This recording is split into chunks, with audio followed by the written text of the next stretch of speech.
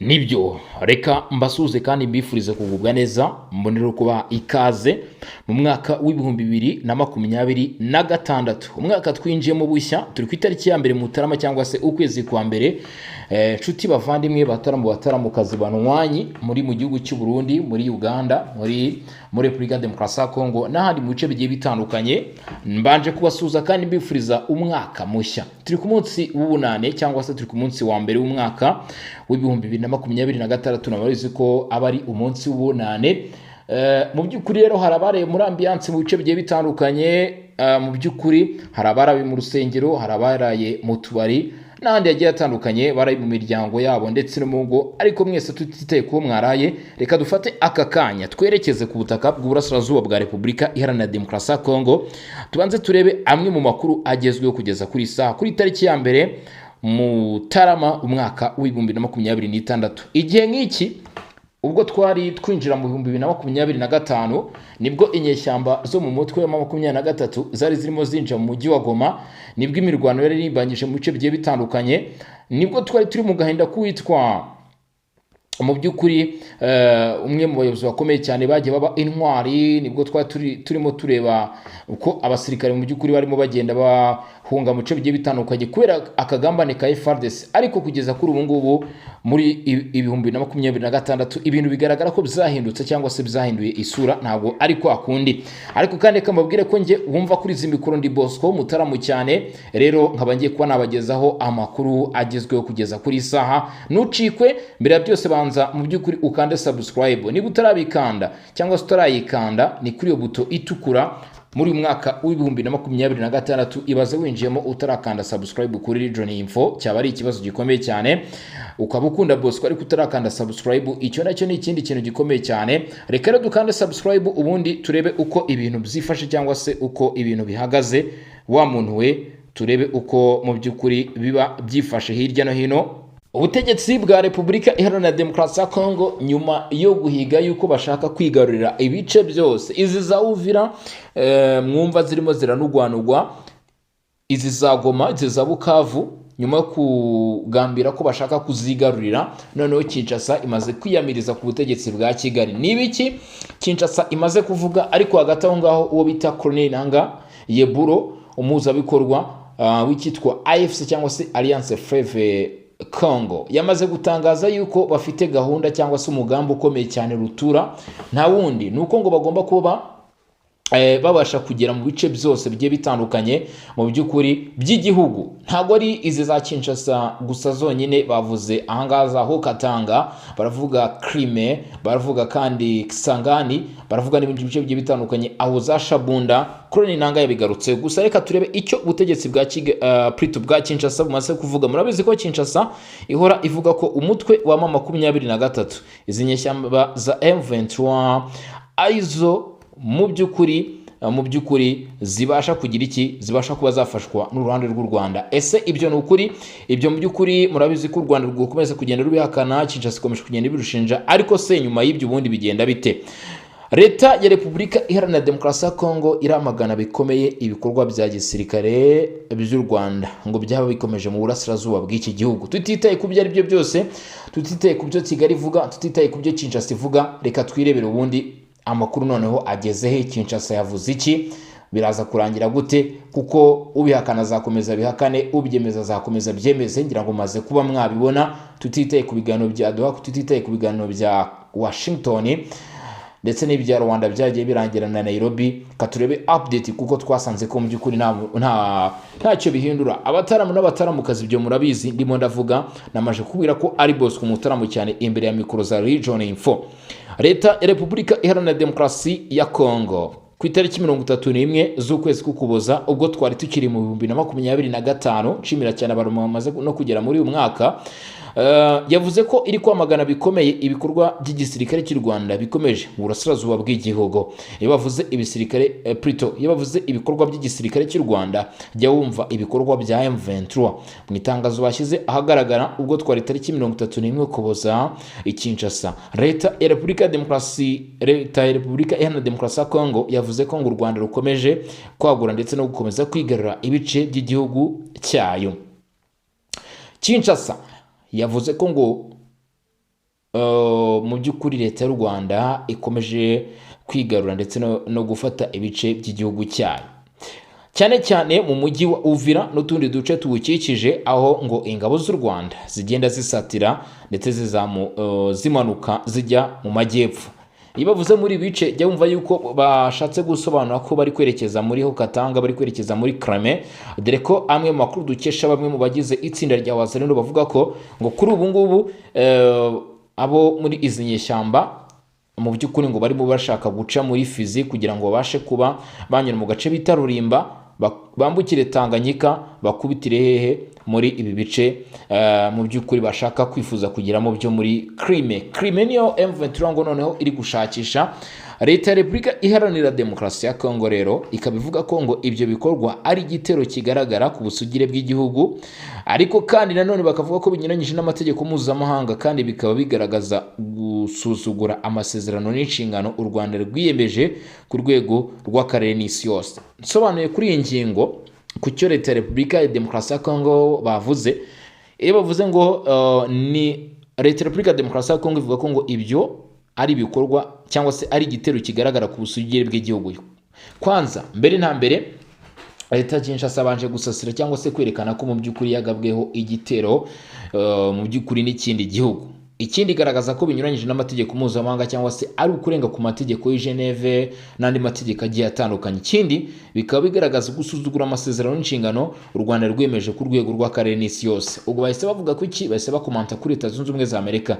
Niba bashaka kubisoma ibyo Kinshasa yavuze, Amerika iraza kuba yibutswa ko mu by'ukuri yasuzuguwe, kandi barabizi ko Amerika ari kimwe mu bihugu bikomeje kugenda byihagarara. Bivuze ngo ahangaha Kinshasa irashaka ibihano ku Rwanda, Kinshasa irashaka u Rwanda rufatirwa ambarigo n'ibindi byose bigiye bitandukanye.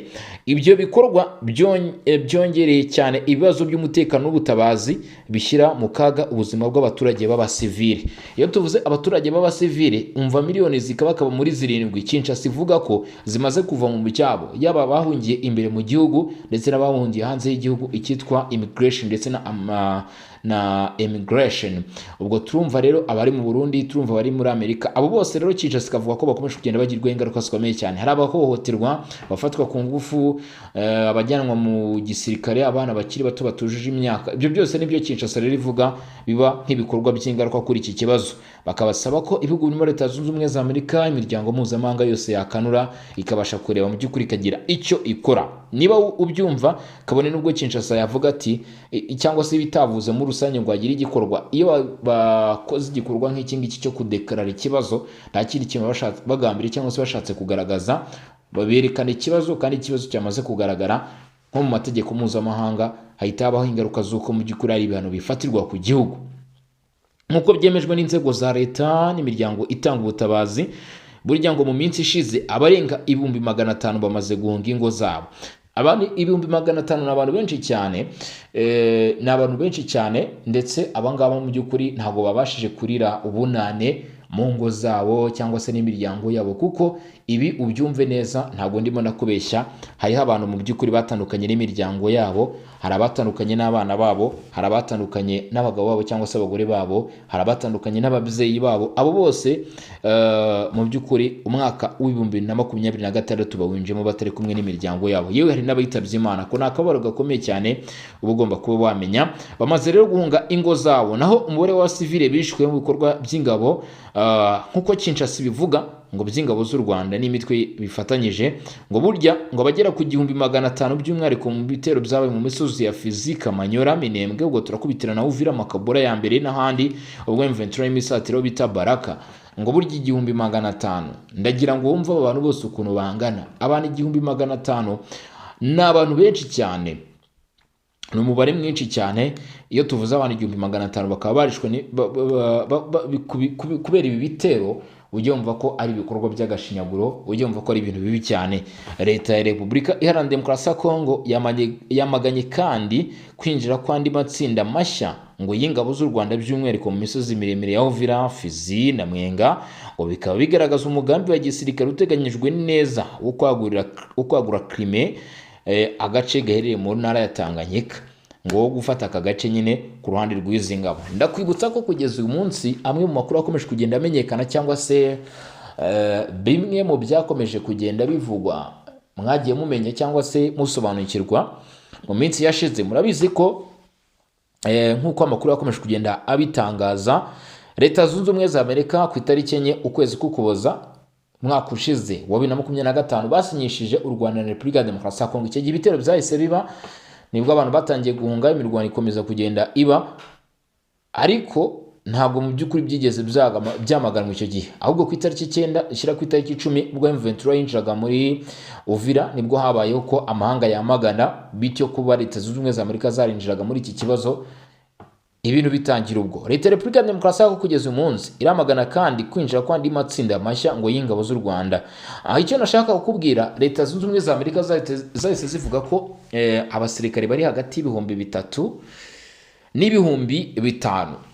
Ubwo n'abasirikare b'u Rwanda bavugwaga ngo binjiye ku butaka bw'uburasirazuba bwa Kongo mu mirwano yeberaga muri Kivu y'Amajyepfo. Ariko hagati aho ngaho, kimwe bintu nakubwira kugeza umunsi, umutwe wa M23 wavuze ko ngo ibitero byari birimo imirwano yabaye muri iki gihe ngo yatumye abaturage benshi bava mu byabo n'ibisasu bikumvikana, ngo burya u Burundi bwateye amabombe 150 ahari mu hagenzurwa umutwe wa 23 muri Kamanyora, za Katogota, Ruvungi n'ahandi yagiye atandukanye. Ariko ibi mu by'ukuri byagiye bihakanwa n'uruhande rw'u Burundi, bavuga ko ibyo bitigeze bibaho, ubwo umutwe wa M23 ari waje gushotora cyangwa se gukora ibikorwa byo kuba mu by'ukuri babangamira ubusugire bw'u Burundi. Leta ya Repubulika Iharanira Demokarasi ya Kongo inamagana kandi kwinjira kwandi matsinda nk'uko nabikubwiye. Gusa Kinshasa iramagana amagambo ngo ya Leta y'u Rwanda avuga ko yaba yarasubije Prito ahubwo inyuma ingabo zayo, ikavuga ko ngo ayo magambo ahabanye n'ukuri kugaragara ku butaka, bityo bikaba ari imvugo ebyiri zidakwiriye. Nkwibutsa ko aya namwe mu makuru cyangwa se update z'ibyagiye bivugwa n'uruhande rwa Kinshasa mu gihe twinjira mu mwaka mushya w'ibihumbi 2026. Leta ya Repubulika ya Demokarasi ya Kongo irongera gushimangira ko mu by'ukuri ibikomeje kugenda bikorwa muri bice batabishyigikiye, ndetse kandi ngo ibyitwa ivangura ryose ritemewe. Kinshasa ikaba yavuze ku muntu bita General Sylvain Ekenge Bomusa Efumi. Uyu mugabo yerutse gutangaza amagambo akomeye cyane atarakiriwe neza n'ibihugu by'ibituranyi, yewe na Kinshasa ntabwo yigeze yakira neza. Nakwibutsa ko uyu yarasanzwe ahubwo ari umuvugizi w'igisirikare cya Leta ya Kongo, kubera ko ihagaritswe by'agateganyo. Ntabwo tuza gukomeza kumubarira kuri izi nshingano kuko ashobora kwerekezwa mu nkiko hakurikijwe ibiri kugenda bimenyekana. Uyu mugabo rero bikaba bivuga ko Kinshasa iri kugenda yamagana imyitwarire, amagambo yagiye avuga. Kinshasa rero iramagana yivuye inyuma mu by'ukuri bikomeje kugenda bivugwa ku byerekeye amagambo yavuzwe na General Sylvain Ekenge. Leta ya Repubulika Iharanira Demokarasi ya Kongo ivuga ko yamaze gufata ingamba zihuse zirimo kumuhagarika by'agateganyo no gutangiza iperereza n'ibihano ku bijyanye n'imyitwarire, aho hagomba kubarizwa amategeko agenga igihugu. Leta Iharanira Demokarasi ya Kongo yongeye gushimangira ko ivangura nk'iri ngiri cyangwa se iryo ari ryo ryose ritemewe ku butaka bw'igihugu cya Kongo Kinshasa, kandi ko amakosa yakozwe n'umuntu ku giti cye cyangwa mu by'ukuri umuntu uwo ari wese ntabwo agomba kubazwa igihugu, ahubwo uwo muntu kereka abaye atabiryojwe. Ariko ngo iyo yabiryojwe mu by'ukuri ntabwo agomba kubazwa igihugu kuko icyaha ni gatozi ku muntu. Leta ya Repubulika ya Demokarasi ya Kongo mu gusoza mu byo batangaje, ndagira ngo izi ngingo uko ari ingingo enye uzumve neza witonze. Ngo mu gusoza, Leta ya Repubulika Iharanira Demokarasi ya Kongo ubwo binjiraga muri uyu mwaka ngo basabye kuvana ingabo z'u Rwanda ku butaka bwa Kongo bidatinze nta mananiza. Nibidakorwa biragenda bite? Icyo kintu nacyo nicyo twibaza kuko byagiye bivugwa kenshi. Ndagira ngo ntubikerense, aho turi ku ngingo ya mbere. Leta ya Kinshasa yavuze ko ngo u Rwanda rugomba kuvana ingabo zarwo ku butaka bwa Kongo bidatinze nta mananiza. Ese ko tuzi ko u Rwanda rwemera ko cyangwa se ruvuga ruti twebwe igisirikare cyacu RDF, abasore bacu RDF ntabwo bari ku butaka bw'uburasirazuba bwa Kongo, mu gihe bahakana ko ntabahari baraza kubahakura. Ese noneho Kinshasa yivuga ko ibizi neza ko bahari, nibiramuka bidakozwe uko bishaka byo biraza kugenda bite? Ndagira ngo mu by'ukuri tubane hano kuri Region Info dukomeje dukurikirana aya makuru. Ku yindi ngingo ya kabiri, ati agomba kubahiriza icyemezo 2773 cy'inama y'umutekano n'amasezerano ya Washington. Aho ni ingingo ikubiyemo byinshi mu nama zigiye zitandukanye zagiye ziba, ibyo byose nko kuvana ingabo kuri ubu butaka, guhagarika imitwe yitwaje intwaro, gusubiza ubuyobozi bwa leta mu bice byigaruwe n'inyeshyamba, kugarura abaturage mu byabo, kwambura intwaro bitwe yitwaje intwaro, ibyo byose nabyo bikaba byakubahirizwa muri uyu mwaka wa 2026. Ingingo ya 4 ni uguhagarika ibikorwa byose byibasira abasivile, icyo bita gufata ku ngufu, guhohotera abasivile, ubujura, ibintu by'ibyaha bigiye bitandukanye byose. Kinshasa ikavuga ko ngo ibyo bikorwa byanze bikunze kuko binakeza mu by'ukuri bigomba kuba byagira iki byahagarikwa, no gukoresha igitutu cya diplomasi n'ibihano bikwiye kugira ngo u Rwanda bubahirize amategeko mpuzamahanga. Aha rero niho ruzingiye. Niba wumvishe neza kuvana ingabo z'u Rwanda ku butaka bwa Kongo ngo bidatinze cyangwa se nta mananiza, iyi ngingo ntabwo ikomeye cyane burya. Niba wumvishe ingingo yo kubahiriza icyemezo 2473 cy'inama y'umutekano y'Loni n'amasezerano ya Washington ntabwo ikomeye cyane. Niba wumvishe guhagarika ibikorwa byose byibasira abasivile, iyi ngingo ntabwo ikomeye cyane. Ariko nitugera kuri iyi ngingo ya 4, mon cher ami, my friend cyangwa se mutaramukazi, inshuti yanjye, iyi ngingo ivuga ngo no gukoresha igitutu cya diplomasi n'ibihano bikwiye kugira ngo u Rwanda bubahirize amategeko mpuzamahanga. Aha burya nta kujenjeka kurimo, nta gusaba imbabazi kuba kurimo, nubwo bikorwa nk'ikintu cyoroheje, ariko burya nicyo kintu cya mbere kiba gikomeye cyane. Ibi bigira ingaruka zikomeye cyane ku gihugu biba bibayeho. Reka tubanze turebe ese ni ibiki. Niba wibuka neza mu ntangiriro z'umwaka ushize mu gihe nk'iki ngiki twari 2025 cyangwa se 2025, mu matariki 15 mu matariki abanza byageze imirwano ikomeje birangira umujyi wa 23 ufashwe, umujyi wa Goma ufashwe n'inyeshyamba za M23. Ibyo rero byasize bisiga ikintu gikomeye cyane ku buryo abantu batabitekerezaga. Ububiligi bwaragurutse butangira gufatira u Rwanda ibihano, umuryango umwe w'ibihugu by'i Burayi. Ibyo byatumye izi mpande mu by'ukuri zivuga byinshi cyangwa se zikomeza zitanga ibitekerezo byinshi. Mu kuvuga gutyo mu by'ukuri hagaragaye ingaruka zabyo. Uko byagenda kose ngira ngo buri muturage ari wese uciye akanya cyangwa se ubasha gusobanukirwa arabizi, bene nk'ibiyo bibaye kugira ngo wumve kubigumuza cyangwa se tubifate muri classement general cyangwa se mu buryo bwa rusange, kugira ngo tutavuga ngo twameshoninze uyu cyangwa se runaka cyangwa se runaka. Ibi iyo bibaye, icyambere kigomba kubaho mu bukungu, ibiciro biriyongera ku masoko kuko mu by'ukuri inkunga yagenerwaga guverinoma kugira ngo yunganire leta mu bicuruzwa bituruka hanze iragabanyuka, ibikorwa remezo biradindira, imisoro ikiyongera, ndetse n'ibindi byose icyo bita government expenditure cyangwa se ibyo leta igenera abaturage bikagabanyuka. Iyo bigabanyutse rero leta ibigomba ahubwo kwakira byinshi. Aha rero burya iyo bibaye haba hashobora kuvamo ingaruka zikomeye cyane, abaturage bashobora kwinubira guverinoma mu by'ukuri iriho, bavuga ko mu by'ukuri itari kubayobora neza kuko burya abaturage bagomba kubona ibyo bashaka. Iyo bitabaye nyine bagomba kujya mu myigaragambyo, ibyo murabizi. Nk'ubu ku itariki ebyiri ku munsi w'ejo biteganyije ko hashaka ku myigaragambyo y'abitwa abagenzi cyangwa se urubyiruko rwo mu mujyi wa Goma byo kwamagana nyuma yo gushungura bakabona ko ngo imiyoborere ya M23 batayishimiye, bateguye imyigaragambyo. Aha ngaha rero guverinoma ya Repubulika ya Demokarasi ku ngingo ya 4 bavuze ko ibindi byose nibiramuka binaniranye, ibihugu birimo Leta Zunze Ubumwe za Amerika, imiryango mpuzamahanga, umuryango wa Afurika yunze ubumwe, umuryango w'akarere ka Afurika y'ibiyaga bigari, ngo bazahita bakora iki? Bazahita bafatira leta y'u Rwanda ibihano, bakayishyiraho igitutu. Mwabonye ibyabaye ubwo Uvira yafatwaga, ngira ngo mwabonye umusaruro wabyo. Nibyo leta ya Repubulika ya Demokarasi ya Kongo ikomeje kugenda yifuza. Leta ya Repubulika Iharanira Demokarasi ya Kongo, ikindi kintu bongeyeho, bariyemeza gukomeza gukora ibishoboka byose, ariko kandi bakavuga ko inzira diplomasi, buryo bwa politike n'ubutabera bigomba kuba mu by'ukuri byakubarizwa gukora ibyo bintu bishobora kuba byagira ingaruka nziza ku bijyanye n'iki kibazo.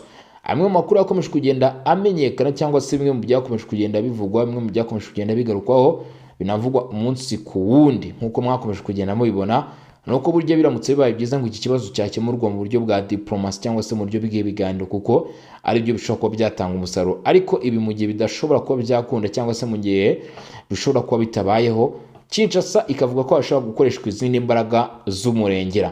2026 niki iza kuba mu by'ukuri, niki tuza kutangirana uyu mwaka, biraza kugenda bite? Urabibona gute? Nyarukira muri comment mu by'ukuri utuhe inyunganizi cyangwa se igitekerezo hano kuri John Info niba bitabaye ibyo. niba bitabaye ibyo mu by'ukuri imitima nta kindi kintu kiba gisigaye ni imitima.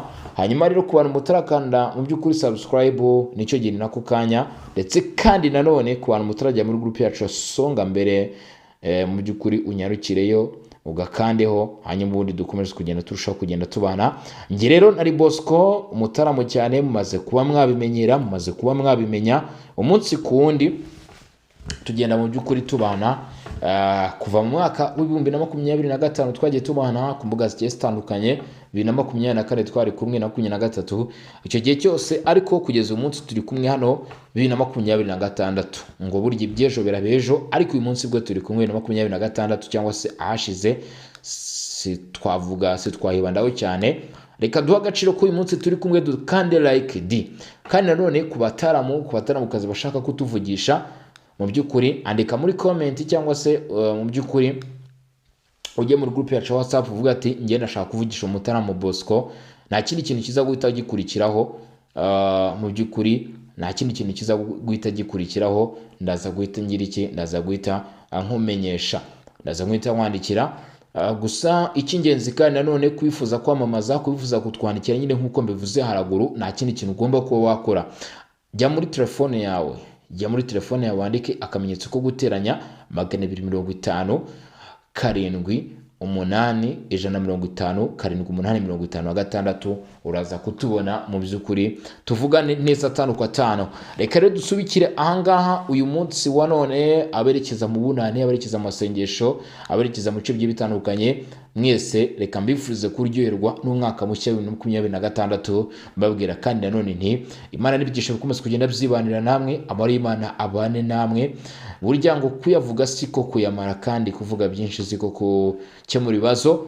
Reka tube twasubikira ahangaha, turaza gukomeza mu masaha ari imbere, niho tuza gucumbukurira turebe uko biraba byifashe. Nge wari uri kuri izi mikoro za Region Info, ndi Bosco umutaramo cyane. Ciao ciao, hasta la vista.